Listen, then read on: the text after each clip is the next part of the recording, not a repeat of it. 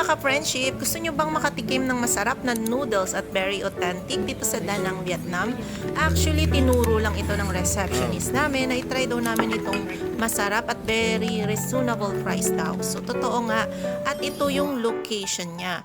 Paki-screenshot na lang guys. Ang pangalan niya ay Noodle Kitchen Master Chef Noodles. So, at dumating na nga ang order namin. Nauna yung kay Patrick. Ayan, as you can see, may kasama siyang biscuit. Sabi ni Patrick, break it out daw. So, ayan, binreak it out niya nga. At ang sarap nito. Tinuro niya yung sa akin, maraming mga mint na parang damo daw or gulay. So, ayan, squeeze natin yung lemon. Sabi ko, ako na mag-squeeze. So, ayan, lagyan natin siya ng lemon para maging malasa ang ating noodles. Pero actually, ang sarap ng lasa niya.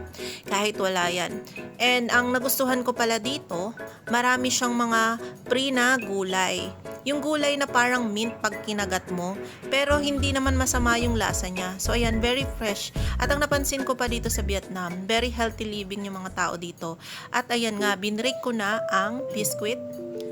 Masarap siya ihalo dun sa noodles. At nilagyan ko siya ng konting patis.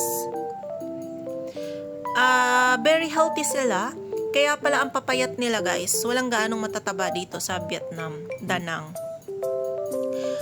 Ayan. At nagustuhan ko nga tikman lahat ng mga noodles dito sa Vietnam. Sabi ko, very authentic siya. Kasi diba sa Pilipinas merong pau, yung noodles sa atin. Dito guys, mas masarap yung lasa. Very authentic yung mga gumagawa talaga is mga Vietnamese.